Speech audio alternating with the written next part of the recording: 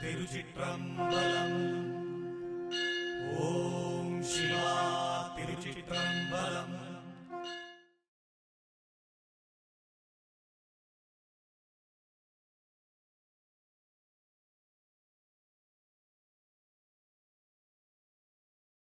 ಒಂದು ಗುರುವಿನ ಮುಂದೆ ಅದೆಷ್ಟೇ ಬುದ್ಧಿಶಾಲಿ ಆಗಿದ್ದರು, ಎಷ್ಟೇ ಟ್ಯಾಲೆಂಟೆಡ್ ಪರ್ಸನ್ ಆಗಿದ್ದರು, ಇನ್ನು ಎಷ್ಟೇ ವಿಷಯ ತಿಳಿದಿದ್ರು, ಆ ಗುರು ಎಂಬ ಸ್ಥಿತಿಯ ಮುಂದೆ ಉಂಟಲ್ಲ, ಎಲ್ಲ ಬ್ಲ್ಯಾಂಕ್ ಆಗ್ತದೆ. ಅಲ್ಲಿ ಏನು ಕಾಣೋದಿಲ್ಲ. ಅವ ನಿಜ ಭಕ್ತನಾಗಿದ್ದರೆ, ಅವ ಸತ್ಯವಂತನಾಗಿದ್ದರೆ, ಅವ ಏನೂ ಮಾತಾಡಲಿಕ್ಕಾಗೋದಿಲ್ಲ ಅವನಿಂದ. ಅವ ನೋಡಿಕೊಂಡೇ ಇರಬೇಕಷ್ಟೇ. ನೋಡಬೇಕು, ಸಂತೋಷ ಪಡಬೇಕು, ಆನಂದ ಪಡಬೇಕು, ಬೇರೆ ಏನು ಮಾಡಲಿಕ್ಕಾಗೋದಿಲ್ಲ. ಕಾರಣ ಏನು ಗೊತ್ತಾ? ಆತ್ಮ ಪರಿಪೂರ್ಣವಾಗಿ ಅವರಿಗೆ ಶರಣಾಗಿರ್ತದೆ. ಎಲ್ಲವೂ ನೀನೇ ಅಂತೇಳಿ, ಏನು ಬೇಕಾದರೂ ಮಾಡು, ನಿನ್ನ ಇಚ್ಛೆ, ನಾನೇನು ಹೇಳಲಿಕ್ಕಿಲ್ಲ ಇಲ್ಲಿ. ನಮ್ಮ ಬುದ್ಧಿಯಲ್ಲಿ ವರ್ಕ್ ಆಗೋದಿಲ್ಲ ಅಂತೇಳೋದು, ನಮ್ಮ ಜ್ಞಾನ ಅಲ್ಲಿ ವರ್ಕ್ ಆಗೋದಿಲ್ಲ ಅಂತೇಳೋದು. ನಾವೊಂದು ನೆನೆಸಿದರೆ ಅಲ್ಲಿ ಆಗುವುದೇ ಇನ್ನೊಂದು, ಉಲ್ಟ ಡೈರೆಕ್ಷನ್. ನಾವೇನೋ ನೆನೆಸಿಕೊಂಡು ಹೋಗ್ತೇವೆ ಗುರುಗಳ ಹತ್ರ, ಅದು ಅಲ್ಲಿ ಹೋದ ನಂತರ ಆಗೋ ಸ್ಕ್ರೀನ್ ಪ್ಲೇ ಬೇರೆ. ನಮ್ಮದೆಲ್ಲ ಇದು ವಿಷಯಗಳು ತಪ್ತದೆ. ಈ ಸತ್ಯ ವಿಷಯ. ಒಂದು ಗುರು ಅಂತ ಒಬ್ಬ ಸ್ವೀಕಾರ ಮಾಡಿದರೆ, ಒಂದು ಭಕ್ತನ, ಒಬ್ಬ ಶಿಷ್ಯನ ಗುರು ಅಂತ ಒಬ್ಬ ಸ್ವೀಕಾರ ಮಾಡಿದ ಅಂತ ಇಟ್ಟುಕೊಳ್ಳು, ಅವನಿಗೆ ಬಾಯೇ ಬರಲಿಕ್ಕಿಲ್ಲ ಮಾತಾಡಲಿಕ್ಕೆ. ಇದೊಂದು ಉನ್ನತ ಸ್ಥಿತಿ. ಅದು ಅಲ್ಲಿ ಗುರು ಏನು ಹೇಳ್ತಾ ಇದ್ರೆ ಮಾಡೋದು ಮಾತ್ರ. ಅವ್ರನ್ನ ನೋಡಿಕೊಂಡಿರೋದು 24 ಗಂಟೆ, ಬೇರೆ ಎಂತ ಮಾಡಬೇಕು ಅಂತ ಸಹ ಗೊತ್ತಾಗೋದಿಲ್ಲ. ಒಟ್ಟಿನಲ್ಲಿ ಅವರ ಮುಂದೆ ಕೂತುಕೊಳ್ಬೇಕು ಅಷ್ಟೇ ಇರ್ತದೆ ಚಿಂತೆ.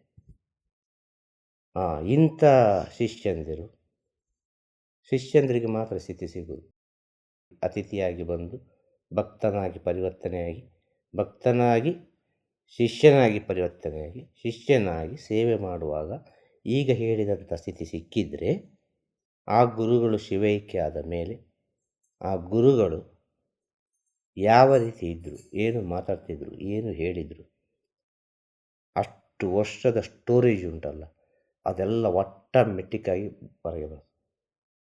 ಗುರುವಿನ ಸೇವೆ ಮಹತ್ವಗಳು ನಾವು ಅಷ್ಟು ರಿಸೀವ್ ಮಾಡಿರ್ತಾನೆ.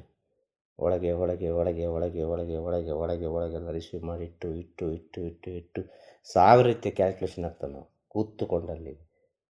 ಅದು ಸರಿಯಲ್ಲ, ಇದು ಸರಿಯಲ್ಲ, ಇದು ಯಾಕೆ ಹೀಗೆ ಆಯಿತು, ಅದು ಯಾಕೆ ಹಾಗೆ ಆಯಿತು, ನನಗೆ ಯಾಕೆ ಹೀಗೆ ಆಯಿತು, ನಾನು ಯಾಕೆ ಬಂದೆ, ನಾನು ಯಾಕೆ ಹೀಗೆ ಆದೆ, ನನ್ನೊಳಗೆ ಯಾಕೆ ಹೀಗೆ ಆಗ್ತಾ ಉಂಟು, ಎಂಥದ್ದೆಲ್ಲ ಕ್ವಶನ್ ಹೋಗ್ತದೆ ಒಳಗೆ. ಸಾವಿರ ರೀತಿಯ ವಿಚಾರಗಳು ಒಳಗೆ ಓಡ್ತದೆ. ನಾನು ಹೀಗೆ ಇದ್ದನ, ನಾನು ಹೀಗೆ ಇಲ್ಲವಿಲ್ಲ ಆಯ್ತು, ನಾನು ಯಾಕೆ ಹೀಗೆ ಆಗಿಬಿಟ್ಟೆ. ಮನೇಲಿ ಒಂದು ಕಸ ಗುಡಿಸಲಿಕ್ಕೆ ಆಗೋದಿಲ್ಲ, ಮನೆಯಲ್ಲಿ ಒಂದು ಚಾಪೆಯನ್ನು ಮಡಚಿಡ್ಲಿಕ್ಕೆ ಆಗೋದಿಲ್ಲ, ಒಂದು ತಟ್ಟೆ ತೊಳಿಲಿಕ್ಕೆ ಆಗೋದಿಲ್ಲ, ಏನು ಮಾಡಲಿಕ್ಕೆ ಆಗೋದಿಲ್ಲ ಮನೆಯಲ್ಲಿ. ಆದರೆ ಇಲ್ಲಿ ಬಂದರೆ ಎಲ್ಲವೂ ಆಗ್ತದಲ್ಲ. ತಟ್ಟೆಯು ತೊಳಿತಾರೆ, ಚಾಪೆಯು ಇಟ್ಟಿರ್ತಾರೆ, ಗುಡಿಸ್ತಾರೆ, ಒರೆಸ್ತಾರೆ, ಎಲ್ಲವೂ ಮಾಡ್ತಾರೆ. ಮನೆಯಲ್ಲಿ ಯಾಕೆ ಆಗೋದಿಲ್ಲ? ಗುರುವಿನ ಹತ್ರ ಬಂದ ಕೂಡಲೇ ಯಾಕೆ ಆಗ್ತದೆ ಅಲ್ವಾ? ಕಾಫಿ ಕುಡಿದವರಿಗೆ ಕಾಫಿ ಕುಡಿಬಾ ಅಂತ ಆಗ್ತದೆ ಅಲ್ವಾ? ಗುರುವಿನ ವಾತಾವರಣ, ಆ ಗುರುವಿನ ವಾತಾವರಣದೊಳಗೆ ಎಲ್ಲವೂ ಅಮೃತವೇ ಆಗುವುದು. ಅದೊಂದು ಸಂಜೀವಿನಿ ಮಲೆ ಇದ್ದಾಗೆ. ಗುರು ಇರುವ ಸ್ಥಳ ಸಂಜೀವಿನಿ ಮಲೆ ಅಂತ ಹೇಳೋದು. ಅಲ್ಲಿ ಎಲ್ಲ ವ್ಯಾಧಿಗಳಿಗೊಂದು ಔಷಧ ಉಂಟು, ಪ್ರತಿಯೊಂದು ವ್ಯಾಧಿಗಳಿಗೂ ಅಲ್ಲಿ ಔಷಧ ಉಂಟು. ಆ ಸಂಜೀವಿನಿ ಮಲೆಯಲ್ಲಿ ಹೋಗುವಾಗ, ಅಮೃತ ಸಿಗುವಾಗ ಬೇರೆ ಎಂತ ಬೇಕು ಅಂತ ಅನಿಸ್ತದೆ, ಎಂತ ಬೇಡ ಅಂತ ಅನಿಸ್ತದೆ. ಅದೊಂದು ರೀತಿಯ ಒಂದು ನಶೆ ಅದು. ಯಾವುದು? ಈ ಪ್ರಪಂಚವೇ ಒಂದು ನಶೆ, ಎಲ್ಲವೂ ನಶೆ. ನಾವು ಊಟ ಮಾಡೋ ಊಟ ಕೂಡ ನಶೆ, ಆಹಾರ, ಅನ್ನ ಸಾಂಬಾರು, ಇದು ಕೂಡ ನಶೆ. ಒಬ್ಬರ ಹತ್ರ ಮಾತನಾಡೋದು ನಶೆ, ಒಬ್ಬರನ್ನು ನೋಡೋದು ನಶೆ. ಈ ನಶೆ ಅಂತ ಹೇಳೋದು ಒಂದು ಎಂತ ಹೇಳೋದು, ಲೋಕಲ್ ಲ್ಯಾಂಗ್ವೇಜ್ ನಶೆ ಅಂತ ಹೇಳೋದು. ಭಕ್ತಿಯಲ್ಲಿ ಜ್ಞಾನದಲ್ಲಿ ಹೇಳಿದರೆ ಮಾಯಿ. ಹೇಳಿದತ್ತಾಯ್ತು. ಹಾಂ, ಅವ ಮಾಯೆಯಲ್ಲಿದ್ದಾನೆ. ಎಲ್ಲವೂ ಮಾಯಿ. ಟೋಟಲ್ ನೋಡಿದರೆ ಎಲ್ಲವೂ ಮಾಯಿ, ಇಲ್ಲಿ ಏನೂ ಇಲ್ಲ. ಕೊನೆಗೆ ನೋಡಿದರೆ ಈ ಸತ್ಯ. ಇಲ್ಲಿ ಏನೂ ಇಲ್ಲ ಎಂಬ ಮಾಯೆಯನ್ನು ತಿಳಿತಾನಲ್ಲ, ಅದು ಅತಿ ದೊಡ್ಡ ನಶೆ. ಅವ ಹುಚ್ಚನೇ. ಅವನ ಹತ್ರ ಏನೂ ಮಾಡಲಿಕ್ಕೆ ಸಾಧ್ಯ ಇಲ್ಲ. ಅವನ ಹತ್ರ ಏನೂ ಮಾಡಲಿಕ್ಕೆ ಸಾಧ್ಯ ಇಲ್ಲ ಅಂತೇಳಿ. ಅವನ ಹತ್ರ ಯಾವ ಆಟವನ್ನು ಆಡಲಿಕ್ಕೆ ಆಗೋದಿಲ್ಲ. ಅವನಿಗೆ ಆಟ ಆಡೋವೇ ಗೊತ್ತಾಗ್ತದೆ, ಇದಕ್ಕೆ ಬೆಕ್ಕಿಗೆ ಆಟ ಆಡ್ತಾ ಇದ್ದಾನೆ ಅಂತೇಳಿ, ಇವ ಸೋಲ್ತಾನೆ ಅಂತೇಳಿ. ಹಾಂ ಹಾಂ, ನಿಜವಾಗಿ ಆಟ ಆಡಲಿಕ್ಕೆ ಬರೋಗಲೇ ಗೊತ್ತಾಗ್ತದೆ, ಇವ ವೇಷ ಹಾಕಿಯೇ ಬಂದಿದ್ದಾನೆ ಇವ ಅಂತೇಳಿ. ಅವ ಅದನ್ನೆಲ್ಲ ದಾಟಿ ಬಂದವ. ದಾಟಿ ಬಂದು ಮೇಲೆ ಕೂತ್ಕೊಂಡು ನೋಡಿ ನಗ್ತಾ ಇರ್ತಾನೆ. ಎಲ್ಲ ಯಾವಾಗಪ್ಪ ನೀವು ಸರಿ ಆಗ್ತೀರಿ ಅಂತೇಳಿ ತಲೆ ಕೈ ಇಟ್ಟುಕೊಂಡು. ಅವನಿಗೆ ಕಣ್ಣಿಗೆ ಕಾಣ್ತದೆ ಎಲ್ಲವೂ. ಹೇಳಿದರ್ಥ ಆಯ್ತಾ? ಹಾಂ. ಆಗ ಈ ನಶೆ ಎಂಬುದುಂಟಲ್ಲ, ಈ ಸತ್ಯಕ್ಕೆ ಹೋಗಿ ಸೇರಬೇಕು, ಭಗವಂತನ ಹತ್ರ ಹೋಗಿ ಸೇರಬೇಕು. ಈಗ ಒಂದು ಸಾಯಂಕಾಲ ಹೊತ್ತಿನಲ್ಲಿ ಒಂದು ಭಜನೆ ಮಾಡೋದು, ಒಂದು ಪೂಜೆ ಮಾಡೋದು, ಒಂದು ಆರತಿ ಮಾಡೋದು.